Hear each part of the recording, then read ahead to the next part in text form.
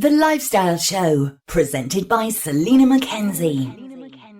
Now, Jenni Fagan was the property of the state before birth. She drew her first breath in care, and by the age of 7, she had lived in 14 different homes and had her name changed multiple times. She's here to tell us all about it from her book called Ootlin. Great to have you on the show with us, Jenni. Hi there. So, first of all, congratulations, because I believe this is winner of the Gordon Burns Prize this year. Hi, yes, thank you. It was great to win the Gordon Byrne Prize. They're wonderful people. It's a very cool prize, the Gordon Byrne Prize, and they always have amazing people in the judges and amazing people in the writers, and just everybody who was in the room for the 2025 award was amazing. They were all brilliant. Great stuff. So can you explain to us what Ootlin means? So I took the word Ootlin from a novel by Jessie Kesson, Scottish writer, called The White Bird Passes. And Jessie Kesson was actually in the care system a long, long time before me. And she went on to be a literary novelist as well. And there's a word in it called Ootlin, which means it has a slightly fairy tale feel to it, but it's an outsider. It's somebody who's always been outside and who never actually wanted to be in. One of the queer folk who was always outside and never wanted to be in. And so I quite liked the fact that most people know what it's like to feel like that in some way or another at some point in their lives, but it very neatly encapsulated my own journey as a kid in the care system and how I came to writing as well. Yeah, sort of not belonging, I guess. I guess we've all felt like that at some point. Yeah, absolutely. So, I mean, from the introduction, it sounds quite shocking. You sound like a very well-rounded, intelligent individual now, but your start in life wasn't brilliant, was it? Well, I was always quite well-rounded and I was always quite intelligent. But no, my start in life was not easy. The care system can be very difficult to traverse. So I was in care for the first 16 years of my life. I lived in around 27 different placements by the time I was 16. So I lived in every kind of area, from foster families, adopted placements, children's homes, stopovers, temporary accommodation. So yeah, I experienced a lot of it. And even for kids in care, my case was quite extreme. And I think one of the things that I wanted to do when I wrote the book was really get back to this really simple truth, which is that children in care are just children. They don't want to be there. They didn't ask usually to be there. And I think there's a lot of snazzy words go around, corporate parents and children in care and young people cared for and all these kind of different things. And I think what people just miss out on sometimes is they're just kids. And I was just a kid. I was a kid living my life, doing the best I could with the circumstances I had. And I wanted all the same things that other children did. To be safe, to be cared for, to get an education, to be liked, to have friends, to be funny, to be cool. And as an adult, I kind of look at the ways that children in care are discussed. And I think quite often it's very distancing. And we sort of forget at the heart of that, there's just some kid. What sort of year are we talking about, Jenni, for you? Because I'm hoping that it's changed since your time, but you'll probably tell me that it hasn't. Well, I would love to tell you that it's changed. And actually, part of the reason why I've written this book is to help contribute towards making that change. So it's quite unusual as a literary novelist to write a book that the purpose of it is obviously to also help change policy, to help in safeguarding, to really create a living text that shows, a wide array of experiences within the care sector. And I think that some cases are better. Obviously, I know of people who have adoptions or other people who've had positive experiences in the care system, but the care system is a very big system. You can take this all the way out to the children being taken by ICE in America. You can look at the displaced children in Gaza. You can look at all kinds of places and see anywhere where a child does not have somebody directly able to care for them. They have to go into a system or have to hope that they can find a system that might be able to support them best.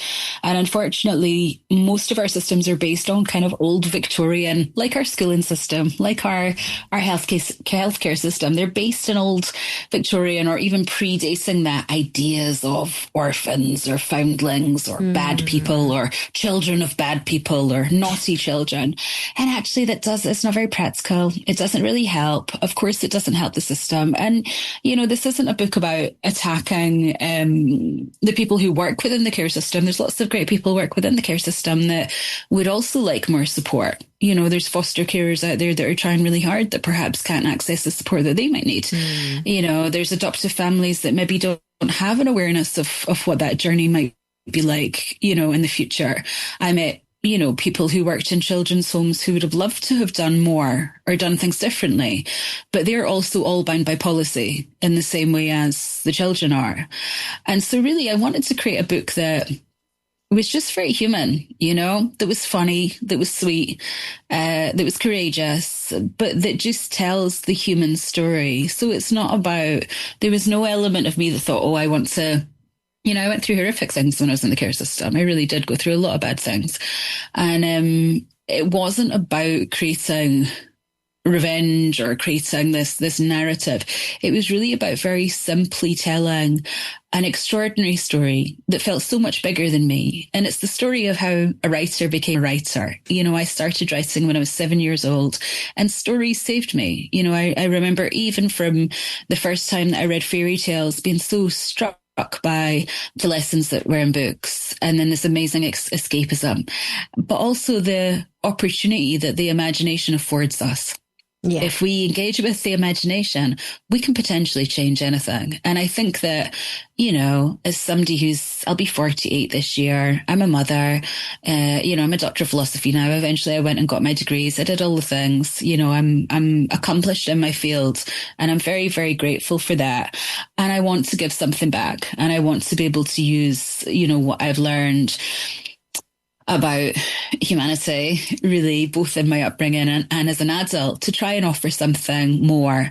And I think all of our kids, regardless of whether they're in care or not in care, are being told a lot of very difficult stories in the world right now. And I think it is up to our generation. If we have something to offer, this is the time to do it. Absolutely. And I was reading that this book, it's taken 20 years to sort of come out. Your first attempt was 20 years ago. Yeah, I'm quite a private person. I'm quite a shy person in a lot of ways, as many writers and poets are. And I had absolutely no desire to share my story. I didn't want to be pigeonholed by it. I didn't want to be judged by it. And I didn't want my work to be defined by it. I really wanted to go out and try and make it as a literary writer. And that's what I did. And by the time I'd come back to Ootlin 20 years later, the world was very different, and I was very different. And we were in lockdown, and I was watching, the whole world close down, as we all were, and seeing families being told they couldn't see each other, or they couldn't visit poorly relatives, or they couldn't attend funerals, that they had to stay at home for certain amounts of time. I was really watching governments flex their muscles. And it felt very familiar to me. It felt very, very familiar. And I was very sick at the start of lockdown. I had COVID very badly. And I kind of thought, if I don't make it, what's the most important book I should have written? That's what writers do, And I ended up having this long conversation with God, with my variation of God, and saying if I could get better, what more could I offer? How better could I serve society? How could I be somebody who helps facilitate more change? And I just think our kids really need it right now. This generation really needs every interesting adult that can stand up to do so. And the answer I got was, you've already written the most politically important book you'll ever write. Interesting, very interesting. And obviously, it's going to help other people, I'm sure it is. But was it really hard for you to sort of go back there, as it is a memoir, to write it, or was it quite cathartic? Selena, it was the hardest thing I've ever done. Really? And I wouldn't do it again now. I mean, there's a reason why it took me 20 years to revisit it, for sure. but it's been, in some ways, I wouldn't say cathartic. What it is extraordinary to, now be the archivist in a way of this work, that's taken from my life, and to be able to help support that to do great things and interesting things. And also as a writer, I was always influenced by so many writers they just had big lives. Maya Angelou was a writer that really influenced me. I read I Know Why the Caged Bird Sings when I was about 15 years old. I was living in a kid's home and I was just like, oh wow, And so there was a big part of the journey for me that was, I didn't have family around. I didn't know anybody I was related to. I was moving through lots of different places. And so I really asked culture to raise me. I turned to books, I turned to musicians, I turned to art, and it became such a huge part of my journey. And they all offered a lighthouse to me in my life. And I feel like I'm now of the age where, and the experience and the level of skill set in my own work, where it's my turn to offer a lighthouse back. Yeah. And so I've placed myself in that lovely continuum of all these extraordinary works that made my life better, and taught me so much and kept me company, and that I could dance to and that I could, be a part of. I think we're in a time of great disconnection, and to create work that's about connection is an important part of an artist's life. I know some of the people you did help. Recently you did an event at HMP Bronzefield to talk about the book, and apparently a lot of the women had said they had similar experiences, both in care and often in their own complex childhoods. Absolutely. It's not incidental that people who are, left to go through substantial trauma will at some point, if they don't have the language to articulate that, they will show their trauma through their life choices or through the things that they are dragged into because of the circumstances they live within. If you're not valued as a person and you're not, you feel like there's no ability for you to be safe, you're very vulnerable. You're really vulnerable. And one of the heartbreaking things about that is there's lots of people that I meet within the prison systems that are extraordinary people, and they're studying or they're getting their education and they think about their families every day. And, unfortunately, a lot of people from the care system don't have those safety networks. They can't necessarily gain accommodation or support at a time that's really pivotal. I left care at 16 years old. I was so young, and I was hugely lucky to get a place in homeless accommodation. I was there for 2.5 years, and it allowed me just a tiny window, of learning how to adjust to paying bills and doing all the things that you needed to do, being completely self-sufficient, but whilst also processing, quite severe CPTSD. And back then, this was the early 90s, people didn't even know what CPTSD was. We didn't discuss any of those stuff at that point. And I'm always very humbled when I meet women in the prison system who are generous enough to share some of their stories with me and who are connected to the work. And I find people from all kinds of places. I have people whose mothers were in care and they're 90 now, and they were put in a home for nuns, or they were put in the care system. They were never able to discuss it. And I find that their children come to see me, or their grandchildren come to see me.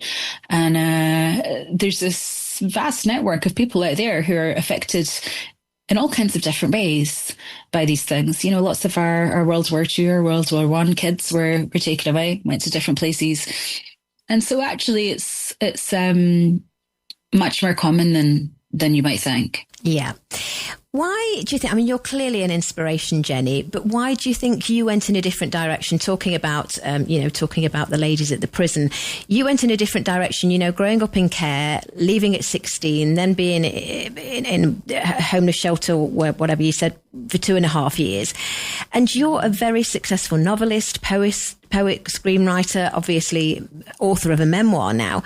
What made you go in a different direction? Was it because of your love of books?